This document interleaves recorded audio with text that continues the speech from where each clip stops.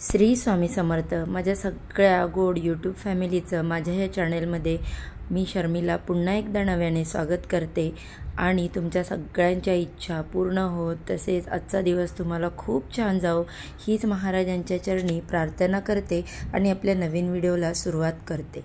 बघा, श्री स्वामी समर्थ या नामस्मरणाने खरोखर एवढे चमत्कार होतात का? तर श्री स्वामी समर्थ नामाने निश्चितच चमत्कार म्हणून अशा घटना आपल्या आयुष्यात घडतात। सर्वप्रथम आपण अबोल होतो, एकांताची आवड निर्माण होते।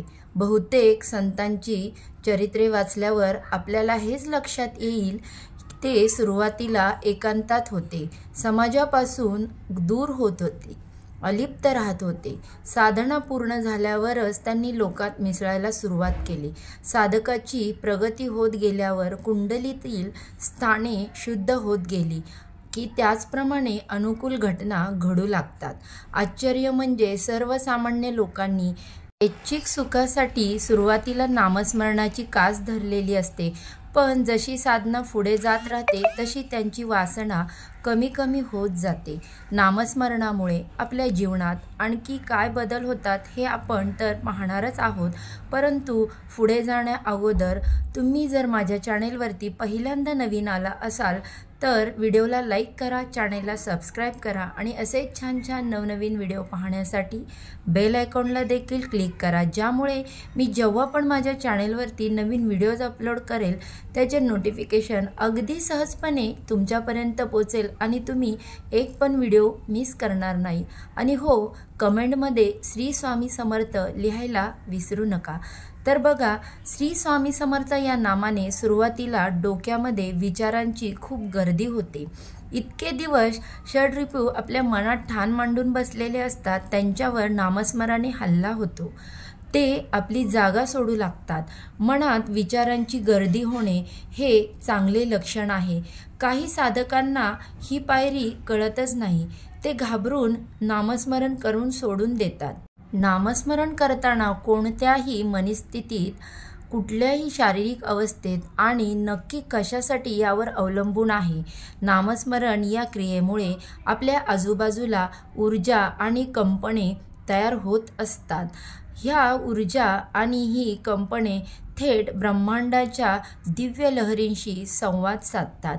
विशिष्ट ठिकाणी योग्य वेळी ठराविक काळासाठी असे केल्याने त्याची वेगवेगळी अनुभूती मिळू शकते। सर्वात महत्त्वाचे म्हणजे या क्रियेचा पूर्ण फायदा होण्यासाठी गुरुचे पाठबळ लागते। त्याचे कारण म्हणजे जेव्हा नामस्मरणाने सकारात्मक ऊर्जेचे आपल्या भोवती तरंग निर्माण होत असतात त्याचवेळी नकारात्मक शक्ती देखील कार्यरत होऊन तिथे विघ्न निर्माण करण्यासाठी उद्भवतात। चांगल्या कामात नेहमी अडथळे निर्माण होतात। तसेच तुम्हाला ज्यासाठी ते करायचे आहे त्यासाठी योग्य ते मार्गदर्शन हे केवळ तुमचे गुरुच करू शकतात। या गोष्टींचे अर्धवट ज्ञान धोकादायक ठरू शकते, कारण बघा, आपल्याला पूर्ण गोष्टींची माहिती नसते। सर्वसाधारणपणे श्रीराम, श्री शिवशंकर, श्री गणेश, श्री विष्णू व श्री हनुमानाच्या नावाचा जप रोज न चुकता 108 वेळा एकदा तरी करावा। ते सर्वांसाठी अत्यंत सुरक्षित आहे। असे केल्याने आपल्या शरीराभोवती वलय स्वच्छ आणि तेजोमय होण्यासाठी उपयोगी ठरते। वलय जितके जास्त तेजस्वी, मंत्रपठणाची तीव्रता तितकीच प्रभावी असते। वाल्याचा वाल्मिकी केवळ राम म्हटल्यामुळे झाला, परंतु त्यासाठी अनेक वर्ष एकाच ठिकाणी त्याच अवस्थेत त्यांना सातत्याने रामनाम जपावे लागले। वाल्मिकी जेव्हा वाल्याकोळी होते तेव्हा त्यांना एकदा नारद मुनी जंगलात भेटले। नारद मुनींनी त्यांना त्यांच्या पापातून मुक्त होण्यासाठी राम राम असे जपायला सांगितले, परंतु वाल्याकोळी हा लुटारू होता, त्याला राम म्हणता येईना, म्हणून तो मरा मरा मरा असा जप करू लागला। कालांतराने मराचा राम झाला आणि वाल्याचा वाल्मिकी झाला। बघा, म्हणजे नुसत्या नामस्मरणात किती शक्ती आहे त्याचे हे उत्तम उदाहरण आहे। त्यासाठी तशी तपश्चर्या जरी नाही केली किंवा आवश्यक नसली तरी तशी भक्ती, विश्वास, दृढता, प्रामाणिकपणा सातत्य, समर्पण, सचोटी, निष्ठा आणि परमेश्वराशी एकरूप होण्याची आर्त मानसिकता नक्कीच गरजेची असते. श्री शुभम भवतु. त्यानंतर बघा, श्री स्वामी समर्थ नामाने काही दिवसांनी झोपेतही जप चालू होतो. जप वैखरीतून मध्यमावाणीत आल्याने ते लक्षण आहे. श्री स्वामी समर्थ नामाने शांत झोप लागते, वेळेवर जागही येते. तसेच बघा, श्री स्वामी समर्थ नामाने पशु पक्षीही साधकांना घाबरत नाहीत. साधना योग्य दिशेने जाते हे समजण्याचे एक महत्त्वाचे लक्षण आहे. श्री स्वामी समर्थ नामाने स्वप्नात अतृप्त आत्मे येत नाहीत. नामस्मरणाने साधकाच्या सभोवती एक संरक्षण कवच तयार झालेले असते, त्यामुळे आत्म्यांना प्रवेश मिळत नाही, राग येत नाही. हेही साधन व्यवस्थित चालल्याची खूण आहे. नामस्मरण करूनही तुम्हाला राग येत असेल तर तुम्ही नीतिनियम पाळण्यामध्ये कमी पडता असाच त्याचा अर्थ होतो. नामस्मरणाने आपले मन पर्यायाने आपले कार्मिक अकाउंट त्याच्या शुद्धीकरणाची प्रक्रिया सुरू होते. व्यवहारातही जेव्हा आपण एखादी साचलेली घाण साफ करायला सुरुवात करतो तेव्हा सुरुवातीला त्याचा त्रास होतो. उदाहरणार्थ, एखाद्या जखमेतून पू झाला आहे तर डॉक्टर आधी ती जखम साफ करतात.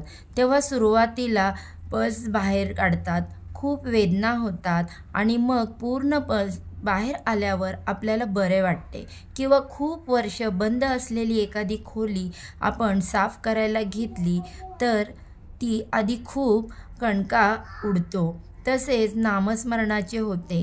त्यामुळे सुरुवातीला हा त्रास झाला तरी न कंटाळता आणि न घाबरता चिकाटीने नामस्मरण करत राहायचे. नाम हे असे औषध आहे की एका जागी बसून न घेता तुम्ही दिवसभर तुमच्या कामात व्यस्त असलात तरी उठता बसता कसेही घेऊ शकता.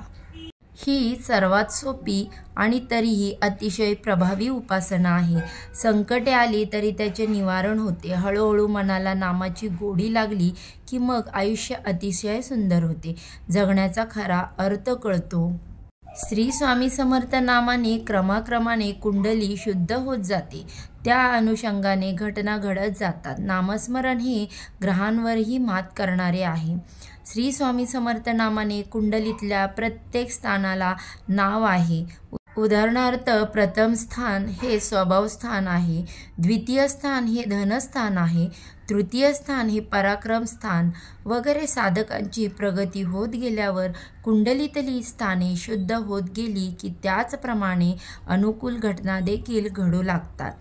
तसेच बघा, श्री स्वामी समर्थ नामाने आश्चर्य म्हणजे सर्वसामान्य लोकांनी ऐच्छिक सुखासाठी सुरुवातीला नामस्मरणाची कास धरलेली असते, पण जशी साधना पुढे जात असते तशी त्याची वासना कमी कमी होत जाते. श्री स्वामी समर्थ नामाने नामस्मरणावर खूप काही लिहिण्यासारखं आहे. जितकं सांगावं तितकं कमीच पडतं. एकदा स्वामी समर्थ नाम घेतले की माणसाला भौतिक सुखाची किंमत राहत नाही. माणसाचा जीव भौतिक सुखामध्ये अडकत नाही. त्याला वाटते की केव्हा एकदा भगवंताची प्राप्ती होते आणि मी केव्हा एकदा भगवंताच्या चरणाला स्पर्श करेल याची आस लागलेली असते. श्री स्वामी समर्थ हे नामस्मरण केल्याने भक्ताचा स्वतःपेक्षा समर्थांवर जास्त विश्वास असतो आणि स्वामी समर्थ कधीही त्याचा विश्वास ढळू देत नाहीत. याची इच्छा पूर्ण करून त्याचा विश्वास वाढवतात. आपल्या इच्छा पूर्ण करून आपले मन त्यांच्याशी ठायी कसे राहील हे स्वामी समर्थ पाहतात. बघा तर ताईंनो, ही माहिती जी आहे मी तुम्हाला आजच्या या व्हिडिओमध्ये दिली. स्वामी समर्थ नामजपामुळे काय होतं किंवा देव आपल्याला कसा भेटतो. हा व्हिडिओ जर तुम्हाला आवडला असेल तर व्हिडिओला लाईक करा, चॅनलला सबस्क्राईब करा आणि बघा आजच्या व्हिडिओचं मी इथेच एंड करते आणि उद्याच्या छानशा माहितीबरोबर पुन्हा उद्या नव्याने भेटूया. सर्वांना श्री स्वामी समर्थ.